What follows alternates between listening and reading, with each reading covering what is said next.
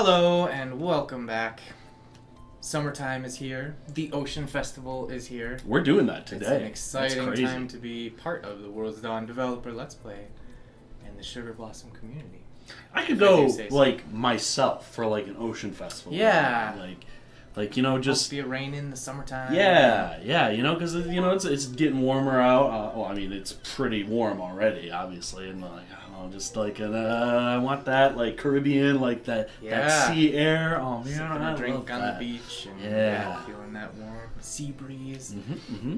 It's funny how we didn't really plan this, but so far our playthrough is lining up to the real life seasons. It's weird how it kind of worked out that way. Yeah. 'Cause and we live in a place where that does have very distinct seasons, so it feels like... Oh my goodness, I agree with Bloom. Bloom. Yeah. I just want to go play in the sand. Yep. Oh, Bloom. We've all been there. Oh yes, the race. There's a race. Yeah. The perspective here is like it doesn't seem like she's getting much shade standing. She's like almost as tall as those trees, but we'll take your word for it, Amber. Hey, very festive down here. I like Sparrow's swim trunks. They're very stylish. They match him, yeah. Very stylish swim like trunks. the blue and orange thing with his hair going on. Ocean Festival's a great way to get everyone outside and active. Always worried about everyone's health, general health. Yeah, come on. Oh man. Relax. Oh yeah. That's great to see Liam being able to relax. Well, I was gonna say, you know, like Liam's not wearing like a lab coat or anything. It's true. So therefore he's relaxing this is a little casual bit. So. For him. And I think he might say this at one of the other festivals, but maybe it's this festival. I don't know. But like, if there's a medical emergency, chances are it's gonna be here. Yeah. So like, that's actually a really good point. Where else is he gonna be? You know, no point in manning the old clinic on a day like today. Whoa. Really? That's a pretty wild claim. Really? Really? Ryan doesn't believe him. Yeah, I don't know if I believe him. Yeah, no. From what just like Alexander's like an Olympic gold medalist in like swimming. Well, we were talking about characters' past. Yeah, maybe that was in his past. Maybe. Yeah. He's not great at lockball, but maybe he was an amazing swimming. Oh yeah. Hey, Bren. Perfect blend of summer sunshine, drinking with friends, and healthy competition. Yeah, each month or season, I guess, has several different festivals, and each like festival is kind of a different type. So each season has like kind of a competitive festival, and then one where you're just kind of gathering with the whole village, and then another one where it's more like romantic. So yeah, they're kind of themed in that way. So yeah. Whoa. Feeling confident. Oof. Oh, Hunter. Doesn't surprise me about Hunter. See, Logan's he's got the right idea. He's got the right idea. He's all like, you know, I'm just gonna be back here. You know? Yeah. I'm fine. I love that face. Oh my goodness. You don't have to rub it in. That's amazing. We did get a question about how old some of the villagers are. Specifically, like Alexander says he's like so old, you know, to keep up with the youngsters on the lockball pitch and stuff. And their mono was like worried about getting older too. Yeah, because it's not always necessarily clear with their portraits exactly what age. But I kind of leave that up to interpretation. Like, you know, the general frame of, you know, like this age to this age. Yeah, you can get a general feel. Yeah. You know. Don't need to get too specific with it. There's some beach balls floating out in the water. I wonder what those are for. Oh man, Dimitri should be in his swim trunks, but keep your hat on. Yeah, keep the hat. It's not very aerodynamic. Is that what they call that? Yeah, or is it like because aerodynamic is like for the air. Yeah, there's totally a word for it. Like the caps that, like, you know, the swim caps. Yeah, swim caps. Man, I feel really dumb because I feel like it's an easy word. I probably use that word once or twice per day even, and I just can't think of it. We know it. We just want you guys to guess it. We couldn't say it right now. Be over here Googling fervorously.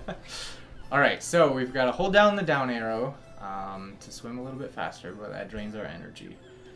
And we can hit space to dive underwater and avoid the beach balls floating in the way. I'm ready to go. How about you? I mean, I'm ready to watch you swim. Oh boy. It's a lot of competition here, you know? There's early lead, maybe get a little bit of our energy back. You gotta save your stamina. Oh man, like, Oh, Liam is oh, get out of here. he's like, he's not fooling around. I know, I don't remember the exact formula. There is a little bit of like randomness to this.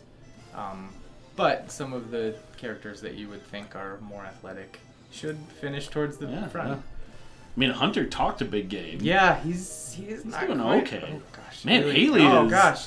Woof. Uh-oh. Whoa, man. Gotta catch up. Use like all our energy here. We got this. We got this. Whoa. Gotta maintain this lead.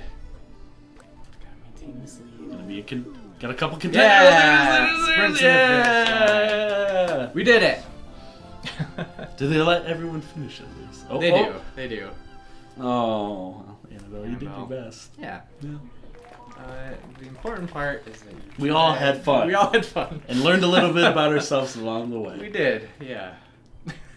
Love was the answer all along. But also that we won. And friendship. All those things are important, but also we won.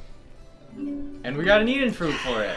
Nice. That right there is quite the gift. Yeah. And now we get to talk to everybody and see how impressed they are that we... Guess there's always next year.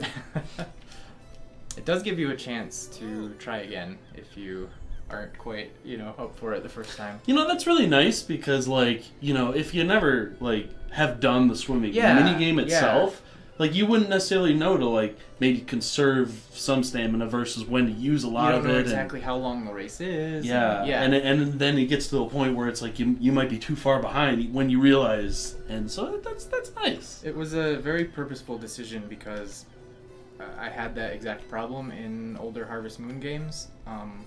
They would throw you into this festival and you were excited to do your best and stuff, but you didn't necessarily know what it was gonna entail ahead of time. And often I would kind of screw things up without realizing it and either have to reload a save or wait till an entire year goes by to try again. And I think it just kind of adds to the idea that it's just friendly competition. We're all having fun, It's at the end of the day, it's still Sugar Blossom Village. We're all still friends. Though I think there should be a mechanic if the villagers want to retry. You have a title, you have to defend your title now. Yeah, and they just do it as much as they want to. So you just have to keep playing all day. I'm so tired of swimming. Please let me go home. If you want to keep that Eden fruit. He admits it. Yeah. He finally admits it. You always have so much energy. Just forget about the fact that yesterday I staggered into the clinic so sick. Oh man. Oh, good festival. Good festival, yeah. Eat barley. Sounds like everybody had fun. Oh. To be honest, I was probably betting on Hunter. Not to say that I know you obviously could win the game, but if Prophet were an AI control, I was Hunter, he's because his arms, he's got to be hulking out upper body strength. Definitely, Hunter and Haley, I think wasn't it us first, Hunter second, Haley third? Yeah, Liam was somewhere in there too. Yeah, which that surprised me because I was all Doc, man, do you work out or something? He keep himself in pretty good shape. He's always talking about how healthy we should be. Me, come on. Oh man, been paying attention. Seth is just oblivious. Sounds like they were having a good time. Yeah, visiting. The stories of the old festivals, I think, especially with how tradition is so embodied in all of this game, when stories about the last festival or something like that, I always think about the, depending on how many years you play this game, like, and then you start to make these, like, personal memories of your previous festivals and things like that. I love that idea of, like, thinking about the future of Sugar Blossom with profit in it. And like what you've done. Like, I love to think about, like, that type of thing, and then, when you're at that next festival, you're like, oh, remember last year when I, won the swimming, whatever.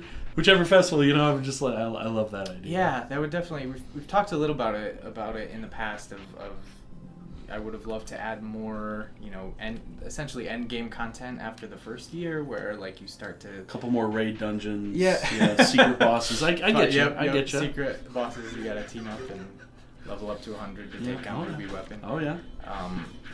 But no, like the idea that later, things kind of changing over the years as you spend more and more time in Sugar Blossom Village. At the end of the day, it's just like I couldn't justify putting that much time into development and that much, that many resources into development of something that such a tiny fraction of the audience would get to, presumably. Well, really, like, just, like the meat and potato of the game is like the now and what you're doing on the day-to-day basis. Yeah. And, like, it is fun to, like, look ahead or even back with, like, the cutscenes and the storylines, things like that. But, like, you play the game for the day-to-day, for the story, for your progression and things like that. And I don't think it would have worked nearly as good if it worked any other way. If you're thinking too much about, the future instead of, like, your quest now is to save the village and get everybody to move back and find all the feral shades and things. So focusing on that. When I did my Mass Effect playthrough, like first Mass Effect, I was just like, I don't know exactly the story and where it's gonna be, but I always want to pick the Paragon because my Commander Shepard was like, like just like that pinnacle of like the human race and And it's just like, it got to a point where it's like, I always got to pick the good option. And I don't know where it's going to go, but I don't want to screw it up for later on. Yeah. And then it was just like, well, would he always be, the knight in shining armor? Or would he sometimes be a bit crass or, gotta, I don't know, kick some butt to get something done? Like. And if you're choosing the obvious right choice or like, good choice, I guess, each time, is that even really a choice? Yeah. Like, at a certain point, you kind of just like move default your to that, stick to the left and like pick the blue option, even if you don't even like read it fully or whatever. I definitely fell victim to that in the Mass Effect games. So I did a replay through it and made it more like akin to like what I wanted, and it felt more organic. The problem that it's not necessarily a problem. Mass Effect is freaking awesome. Like I have very few bad things to say about the entire trilogy. Yeah. The Andromeda was. I haven't played it. I can't speak to that, but but no, that was one of my issues. Was like I wanted to be true to myself in the moment and make choices for my like what felt what I would make in that moment, but I felt like I was kind of punished for that sometimes and locked out of choices later on because I didn't do this or didn't have a high enough Paragon because I had chose to be kind of badass once or twice. But it also teaches you that in the end things will happen regardless of your choices, sometimes even at random, and you'll just have to respond to them in the best way possible. Very true, and a very mature kind of statement for a choice-based game to make. It really made a statement. I feel like I could spend an entire World's Dawn playthrough talking about Mass Effect in and of itself. So. Oh, man, I am due a replay for sure. It's been a long time. We should. Oh man, let me get out my Let's Play board idea list and just write down. Another one. I would be up for that for sure. Oh, man. That would be so fun. That would be so awesome. Yeah, just so awesome. Man, I wonder why. Well, okay, 2 letters, EA. I was gonna say I wonder why they haven't done a proper like remaster of that whole trilogy and put it out, but yeah, I don't know. Modern BioWare isn't quite there yet. Isn't quite there. I don't know what the whole story there is, but we shall see. We shall see, for sure. That'd be so fun. It's time. Yeah. Some That's things. The thing. Like I'm itching for a replay. Yeah, we were talking about like how certain things kind of trigger nostalgia. Like, I don't like. For me, it's some of the music from like Final Fantasy VII or whatever. They play that with the music. Yeah. And I just like I'm taken back to that. And certain things from Mass Effect do that, even though it's a much more recent game compared to some of those other ones. Like, I wasn't a child when I played the Mass Effect games. They still, you hear the word, like, Quarian, and I'm like, oh yeah, like, it just, like, brings back this whole, like, waterfall of emotions and yeah, memories. That'd be fun. I still have, like, a lot of the sounds and music of Mass Effect world. Like, the Citadel song is just implanted in my brain. Mass Effect 2, the exploring the map song, like, you were mining planets or whatever, and, like, on the surface, that's not that interesting, but I could just listen to that music for hours. That's a really good example. It's a game set in, like, space and different planets, but it's not a game about space and different planets. Yeah. Like, there's a lot of games that try and be something and fail at that, and then there's a lot of games that aren't necessarily trying to be something but then turn out to be good at it. True. Yeah. My theory, I don't know, it's not a hot take, it's not a controversial thing, but I always said that, like, Mass Effect 2 is my favorite Final Fantasy game in years, because, like, at the time, I don't know, I wasn't a huge fan of Final Fantasy 13. It just seemed like they had left behind some of the magic that I loved about that series. But Mass Effect 2 followed that same formula of you recruit, like, party member after party member. You do these, like, special extra quests to gain the extra legacy quests for their personal quest. Exactly. Yeah, absolutely. Yeah, and then you have, like, essentially this, like, classic Chrono Trigger campfire scene where everybody's, like, together, and you go into the final encounter together, and it just has that very classic RPG formula, despite being set in a very, different and distinct and unique universe.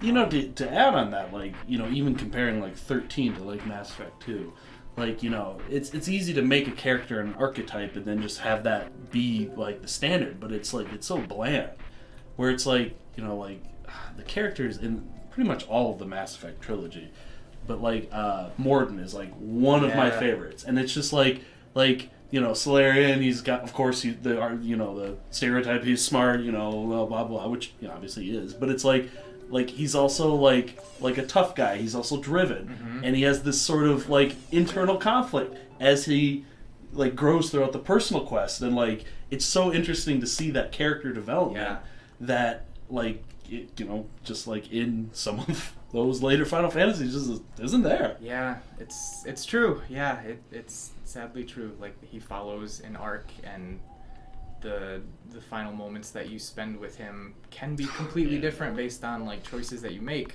But no matter what, they're so emotional. Like, they hit you so hard, even to this day, like, thinking about it. My two favorite quotes from him, like, one of them was, I think it was in Mass Effect 2, like, at the end of this personal quest, he's, like, rationalizing why the, like, genophage, like, that research, and he's all, like, he was just, like, apologizing to Shepard. He's like, misunderstood mission parameters. And I'm just all like he is having this struggle right now, and he's not saying. And the second one, at that very end where he's all like, it has to be me. Anyone else would get it wrong. Yeah. Like, when he said that, I'm like, you. So good. Pulling on my heartstrings. So good. Oh, the writing in those games so is good. Incredible. Man, we've almost spent this whole time talking about Mass Effect. That's okay. I mean, games we love mean a lot to us, and it's certainly fun to kind of reminisce about shared experiences through games.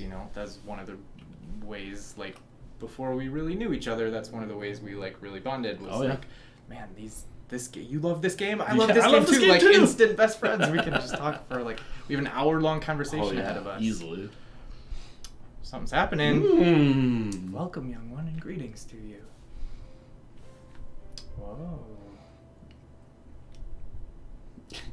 Is there a bear? What's going on? Bear again? You startled me. Better?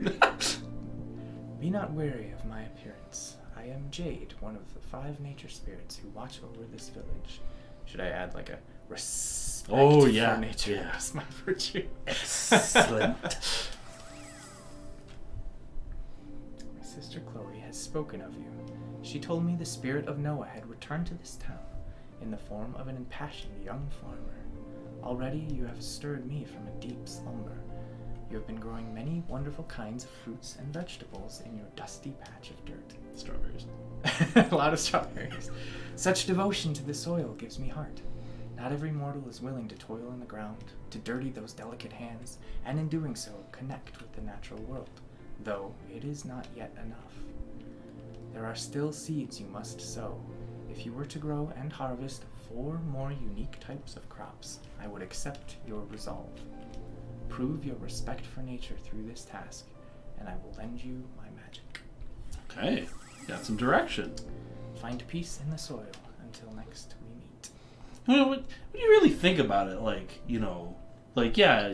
Prophet can plant a seed and, water and it's fine. But, really, I know nothing about farming, but I can't imagine every farmer knows how to grow every single type of, fruit and or vegetable. True, so yeah. It's that's, that sort of the milestone of, 4 more unique. In the game is that's not too difficult. But think of it from a real world perspective. That would take a lot of mastery. You can call him a talented farmer. Yeah. I guess. Yeah, that's true. I guess I didn't really think about it like that.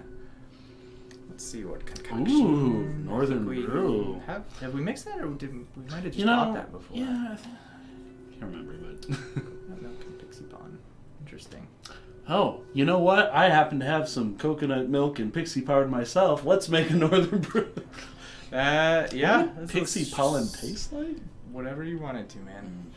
It's like Cinnamon Toast Crunch. I don't know why. But... Yeah, you could add it to your cereal. Hey, Paxel's Hey! back. This is an exciting day. No kidding. Greetings, Prophet. It feels so good to be back in Sugar Blossom Village. You seem to be doing quite well with this old farm. We have shipped 43 crops, earned a 12. Man, That's where did all that money go? Yeah, I know, right? We've got a decent amount now, but yeah. And you've already had an encounter with the Feral Shade. Wow. We will definitely drop by the Midnight Tavern. Check out what he's got. But do you save your money that you were going to spend on chicken and stuff to see his wares? Because he's not in town very often. So it's true. It's true.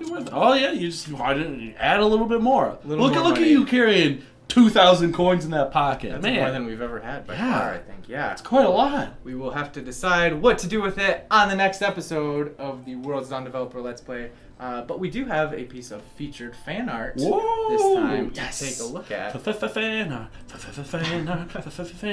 And it is relevant to the Ocean Festival. So there's actually a bit of a backstory to this one.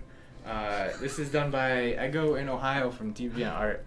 And they apparently encountered a bug. I forget exactly what they said triggered it.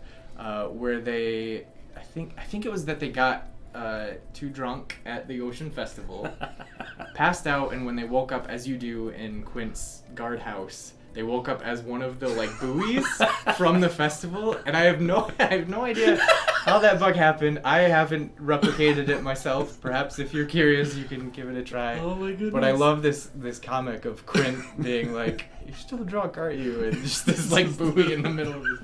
Not me. Oh my goodness! I wanna see this bug recreated more than anything. I want to see it. Yeah, they were able to. I want to play as a buoy. Thankfully, they were able to reset it or something. I wonder how far you could get playing as a buoy for the rest of the game. I'm just a drunk buoy. What are you gonna do? And I love my his dog back there just being like, what? Yeah, very very funny. Thank you for sharing with us, and thank you all for joining for another exciting episode. There's lots more to come, so join us next time. Yeah, we'll be here. Bye.